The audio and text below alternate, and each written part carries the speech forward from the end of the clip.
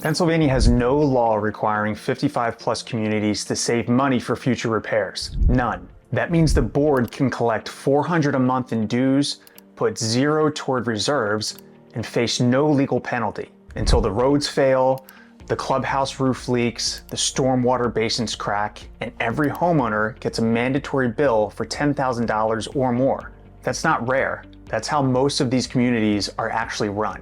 I'm Jim Stevenson, a realtor here in the Philadelphia suburbs, and I work with buyers moving into these communities across Bucks, Montgomery, Chester, and Delaware counties every month. So here's the first thing most buyers get wrong. They hear 55 plus community and they think that tells them something about how the place is run, what's included, what they're paying for. It doesn't. 55 plus is a federal fair housing label. That's it. It means at least 80% of the units have someone 55 or older living there.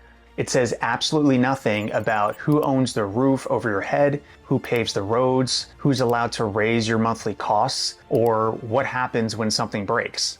The thing that actually controls your money is the ownership structure. And in Pennsylvania, there are 4 very different ones you'll run into. First, you've got condominiums. In a condo, you own the airspace inside your walls. The association owns the building, the roof, the land, the pool, all of it. Your monthly dues fund the maintenance of everything outside your front door. Condo fees in the Philadelphia suburbs typically run $300 to $600 a month. Some of the resort-style communities push past $800, and those fees go up every year because insurance premiums go up, labor costs go up, and if the building is 25 years old, things start breaking.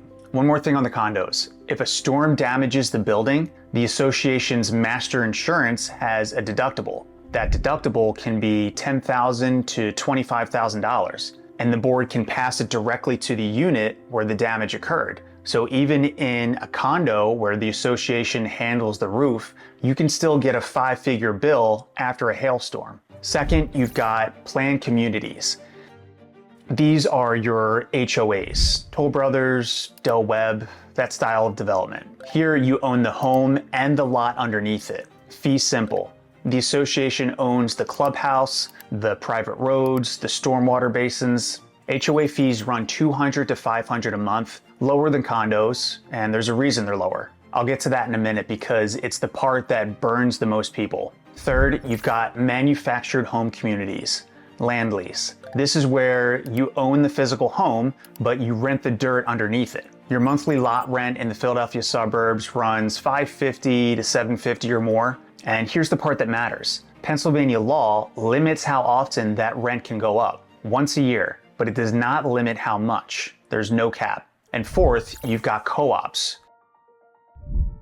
More rare out here, but they exist. You own shares in a corporation, not real estate. If the board doesn't like a buyer, they can reject the sale. So 4 structures, 4 completely different sets of rules, and the listing on Zillow doesn't always make it clear which one you're looking at. I've seen buyers assume a place was a planned community because the fee looks low, and then the documents show up and it's actually a condo with a completely different cost structure. And here's one more thing the structure controls that nobody thinks about until it's too late. If you're 62 and your spouse is 51 and you buy into a 55 plus community, you're the qualifying resident. What happens if you pass away? The federal 80% rule doesn't protect your surviving spouse's right to stay. That's entirely up to the community's governing documents. Some have survivorship clauses that let a younger spouse remain. Some require them to sell and move within 90 to 180 days. If you don't check that before you close, your spouse could lose the home on top of losing you.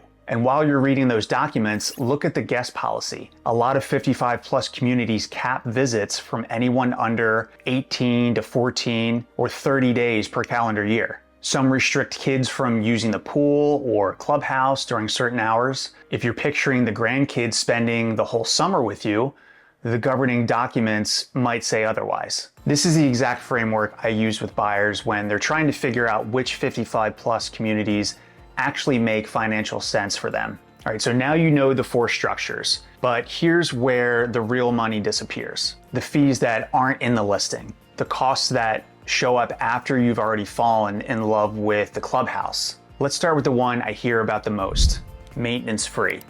I'm sitting across the table from a couple last year. They had just moved down from North Jersey. She had been researching 55 plus communities for about 8 months, had a whole spreadsheet going, color-coded tabs. They bought a carriage home in a planned community in Bucks County. Beautiful place. HOA covers the lawn, the snow, the common areas. They were really excited. Then about 14 months in, they get a letter from the association, special assessment. The community's doing a roof replacement cycle, and every homeowner in their section owed $6,000 toward the project. She called me and said, I thought the HOA handled the roof. Now here's the nuance. Some HOAs do cover exterior maintenance, roofs, siding, windows, all of it. Those communities exist, and they're usually the ones with higher monthly fees. That's what you're paying for. But a lot of planned communities, especially the ones where the fees look attractively low, only cover landscaping and snow removal. When a big ticket item like a roof comes due, the board levies a special assessment and every homeowner gets a bill. The word free is doing a lot of heavy lifting in that marketing. And you won't know which version you're buying into unless you read the actual governing documents. The reason I'm telling you this is because the difference between who organizes the maintenance and who pays for the maintenance is the single most misunderstood part of buying into a 55 plus community in Pennsylvania. They confused a planned community with a condominium, and that confusion cost them $6,000. You have to read the governing documents, the Declaration of Covenants. That's where the line is drawn, not the brochure. And if you're starting to look at 55 plus communities and you want someone who knows which ones actually pencil out, book a call using the link in the description. Or grab my free Philadelphia Suburbs relocation guide using the QR code on screen. Now let's talk about the fee that nobody budgets for, special assessments. Pennsylvania has no law requiring associations to conduct reserve studies. None. No requirement to save money for a rainy day. So here's what happens. A board keeps monthly dues artificially low for years because nobody wants to be the person who raises fees on a bunch of retirees. The private roads deteriorate. The clubhouse HVAC fails. The stormwater basins need rebuilding. The master insurance premium doubles. And because nobody saved for any of it, the board levies a special assessment. That's a one-time mandatory charge to every homeowner. How big can these get? I've seen $2,400 for road repaving. That's the small end. Roof replacements across a community can run $10,000 to $20,000 per unit, and you can't say no. If you don't pay, the association puts a lien on your home. And here's why this hits 55 plus buyers harder than anyone else. A dual income couple in their 40s absorbs a $6,000 assessment and moves on. A 68-year-old living on Social Security and a pension doesn't have the same flexibility. The income isn't going up, the costs are. That's the math nobody models when they're touring the clubhouse. Now let me stack up the real monthly costs so you can see how it adds up. Say you're comparing two 55 plus options in Bucks County. One's a planned community with a $275 HOA fee. The other's a condo with a $525 fee. That's a $250 gap right out of the gate. The planned community looks cheaper. Now add stormwater fees. Municipalities across southeastern Pennsylvania are forming independent stormwater authorities that charge based on impervious surface. Roofs, driveways, parking lots. In a 55 plus community with wide private roads and a big clubhouse, those bills add up fast. The association passes them through to homeowners. Add $20 a month. Now add the property tax trap. Pennsylvania uses a base year assessment system. Bucks County's last countywide reassessment was 1972. If you buy a resale home, your taxes are based on a formula tied to those old values. If you buy new construction, the assessor creates a brand new assessment at current market value. Same township, same school district, same size house, totally different tax bill. I've seen new construction buyers pay $8,000 to $10,000 a year, while the resale buyer 2 streets over pays $4,500. That gap can easily add $300 a month. So now you've got the HOA difference, the stormwater pass-through, and the property tax gap. That's roughly $570 more per month, almost $6,900 a year. And that's before a special assessment, before an insurance deductible hit, and before any roof or HVAC replacement lands on your side of the line. And there's one more cost that catches people at the closing table: the capital contribution fee. Almost every 55 plus community in our area charges new buyers a one-time fee at closing, usually $500 to $3,000. Non-refundable, doesn't build your equity, rarely mentioned until you see it on the settlement sheet. Here's the red flag to watch out for. If a community is 20 years old and the monthly fees haven't gone up in 5 years, that's not good management. That's a board that's kicking the can. Low fees in an aging community without a funded reserve account is a deferred financial crisis with a nice clubhouse in front of it. But the fees that change the fastest are the manufactured home communities. In Montgomery County, a 55 plus community called Willow Run saw lot rent go from $615 to $925 a month, a 50% increase with less than 30 days notice. Different structure than what most of you are shopping for, but the lesson is the same. Pennsylvania limits lot rent increases to once a year, but doesn't cap the amount. House Bill 1250 would cap increases at 4%. It passed the House. It's currently stalled in the Senate. All right, so that's the problem. Here's the protection. And this is the part most buyers skip entirely. Pennsylvania actually gives buyers a powerful tool. It's called the Resale certificate.